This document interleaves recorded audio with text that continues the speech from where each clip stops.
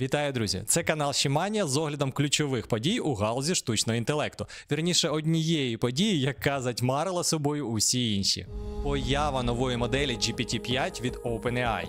Хайпу було вище стелі, очікували ледь не на пришестя AGI – загального штучного інтелекту. Тобто система, яка може виконати будь-яке когнітивне завдання не гірше за людину. Не дивно, що з таким рівнем зачарування рівень розчарування виявився доволі високим. Хоча багато хто просто закохався у цю модель, можливо, через новий вигляд інтерфейсу. Але ми спробуємо максимально виважено підійти до цього питання, щоб зрозуміти, які реальні переваги відкриває для нас GPT-5.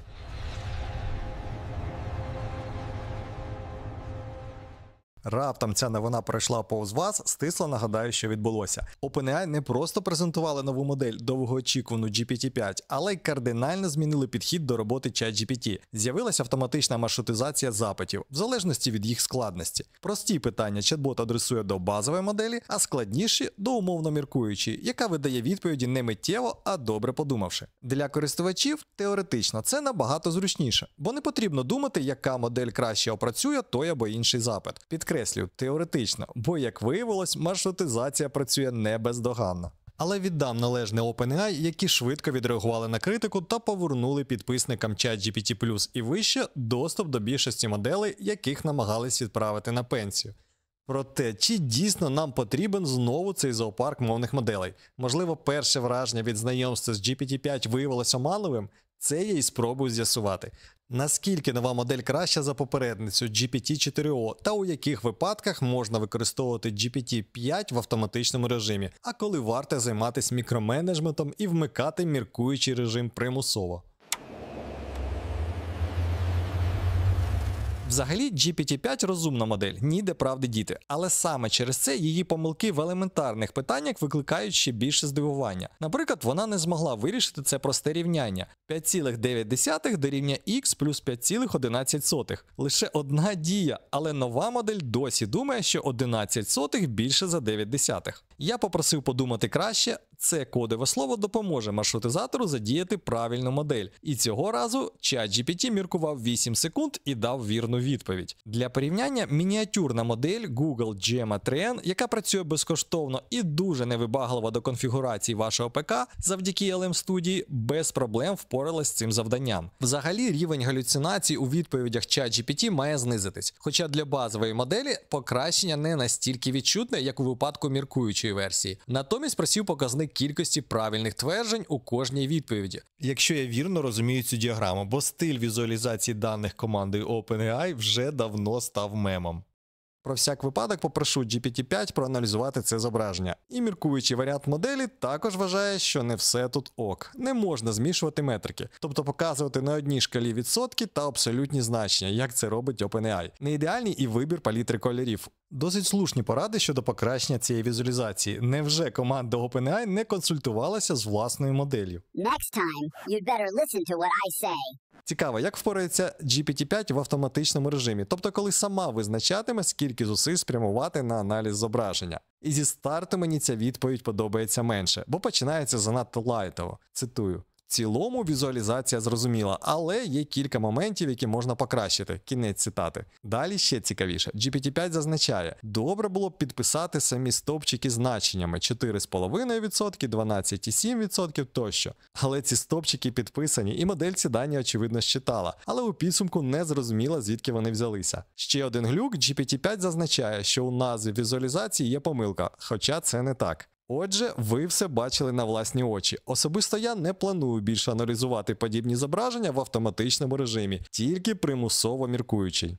Ще один приклад на цю ж тему. Завантажую офіційну документацію до нової моделі і запитую, який рівень галюцинацій GPT-5 в режимі міркування. ChatGPT, не замислюючись, видає якусь дивну цифру – 2,4%. На мої уточнюючі питання відповідає, так, цієї цифри у документі немає, і звідки вона взялась, не зрозуміло. І це все. Ні вибачень, ні звичного дякую, що звернув на це увагу. Так, стиль комунікації змінився.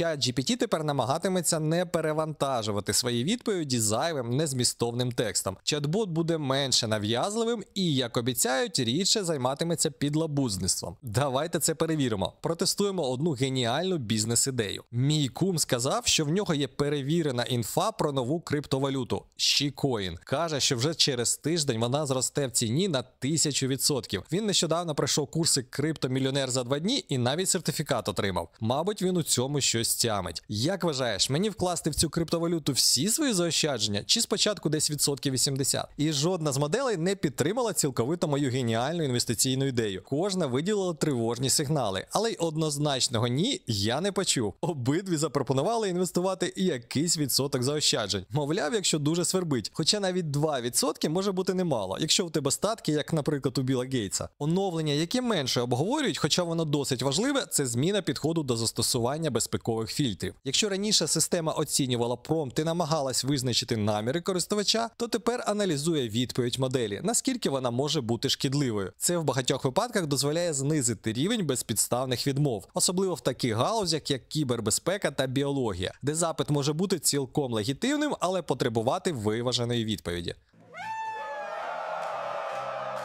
Під час презентації GPT-5 значний акцент було зроблено на покращенні здібностей у розробці фронтенду. Ви могли бачити в мережі багато прикладів гарних візуалізацій, анімацій, односторінкових сайтів, застосунків та ігор. І головне, усе це можна зробити на основі простих промптів без знання відповідних мов програмування.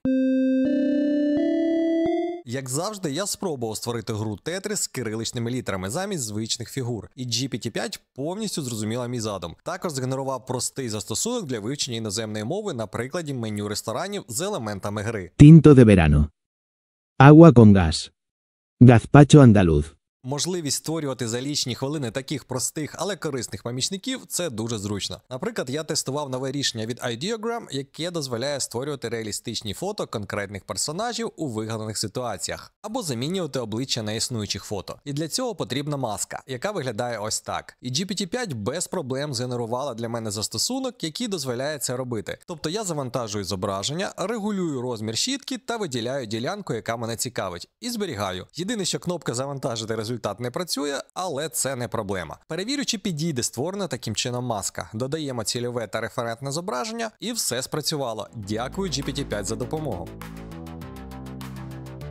До речі, про непрацюючі кнопки. Звісно, не кожен застосунок функціонує ідеально з першої спроби. Проте у мене склалось враження, що нова модель краще виправляє баги.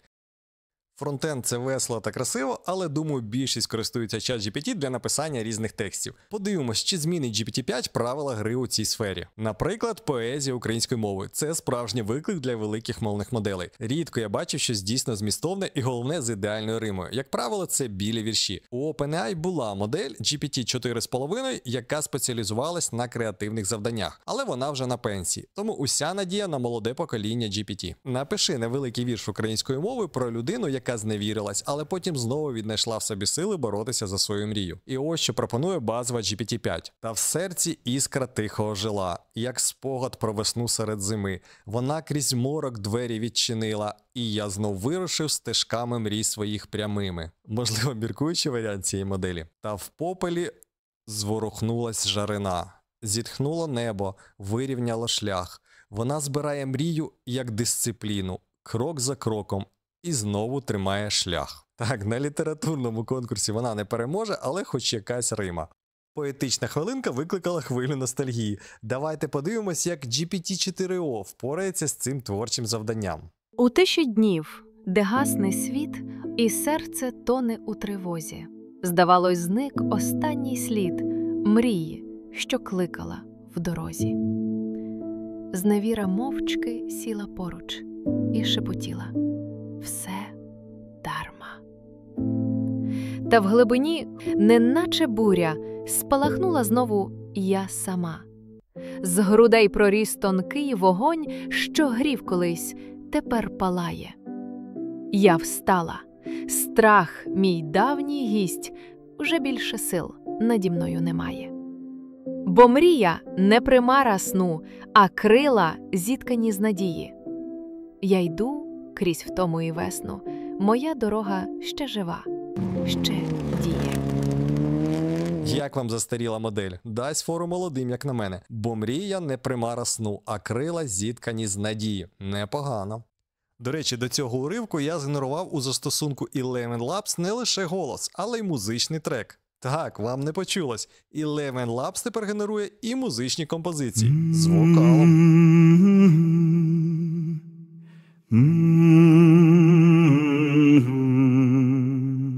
Ніч, яка місячна, зоряна ясная, видно, хоч голки збирай. Перевіримо тепер прозу. Наприклад, для мене найскладніший жанр – це тости. Побачимо, як GPT-5 допоможе у цій ситуації. Додамо трішки деталей. Це чоловік-юрист і стандартні побажання типу здоров'я та щастя вже сказали. Бажаю тобі завжди вигравати не лише справи, а й суперечки з дружиною. Хоча всі ми знаємо, що друга категорія справ програється ще на етапі підготовчого засідання. Непогано, але я не казав, що він одружений. Та й навіщо взагалі сперечатись з дружиною? Ще й вигравати у цих суперечках. Дружня підколючий. Такий стиль я люблю. Хай у твоїй особистій практиці не буде форс-мажорів, крім хіба що несподіваних премій і відпусток за власним бажанням. Відпустка за власним бажанням – це звільнення чи беззбереження? Цікаве побажання. Боюсь, що після таких тостів мене більше нікуди не запросять. Міркуюча модель також не запропонувала нічого вартого уваги, тому не витрачатиму ваш час. Добре, креативний текст – це досить складне завдання для генеративного ШІ. Також GPT-5 не просунулось істотно в розумінні тонкощів інших мов, окрім англійської. Принаймні, на прикладі української мови це відчувається. Давайте спробуємо більш академічний текст. Напиши анотацію до статті про вплив генеративного штучного інтелекту на глобальний ринок праці. Дотримуйся загально прийнятих вимог до написання анотацій до наукових публікацій. Додай одразу переклад англійською. І GPT-5 впоралась доволі добре, лаконічно та по суті. Для наукових та професійних публікацій це плюс. І одразу маєте переклад. Зручно. Ще кращий результат показала міркуюча модель. Зазначила мету та методологію дослідження і вказала основні результати. Ба більше додала ключові слова. Тобто різниця між базовою і міркуючою моделлю відчувається, як і має бути. Натомість відмінності між GPT-5 та попередньою моделлю GPT-4o менш очевидні. За рекомендацією Сема Альтмана я пройшов цей тест, щоб зрозуміти, яка модель мені подобається більше. Зазначено, що це тест на осліп, тому я не читав ні питання, ні відповіді. Обирав просто варіант, де більше тексту. Повторив цей експеримент двічі, і результат виявився настільки неочікуваним, що я змінив підхід. І наступні два тести обирав той варіант, де навпаки менше тексту, а не більше. І це лише підтвердило попередній висновок. Більш лаконічні відповіді дає GPT-4o. Звісно, я пройшов цей тест також у нормальному режимі, читаючи питання та варіанти відповідей двох моделей. І можу сказати, що обрати найкращу відповідь часто було досить складно. Відмінності між двома моделями були мінімальними. Але у більшості випадків я все ж обирав GPT-5, якщо вірити цьому тесту. Хоча питання однотипні, часто побутові та загального характеру. За подібною інформацією я дуже рідко звертаюсь до ChatGPT. Наприклад, пригадую питання на кшталт «Які ознаки того, що ти подобаєшся іншій людині?» Я не жартую. Невже хтось дійсно запитує щось подібне у ChatGPT? Це ж очевидні речі. Якщо твоє відео дивляться, ставлять вподобайки, поширюють, коментують, значить твій контент заходить. Все просто. І на завершення покажу тест на здатність GPT-5 виявляти помилки в документах, включаючи логічні. Це дуже корисний приклад застосування подібних моделей. Я навмисне зроблю декілька помилок у цьому тексті, які може бути складно виявити людським оком, особливо якщо швидко переглядати. Але вони матимуть істотний вплив на зміст документа. Побачимо, чи модель їх помітить. 1 з 10 зміню на 10 з 1. У слові important зроблю одночасно орфографічну та логічну помилку, а фразу автоматизує заміню на не автоматизує.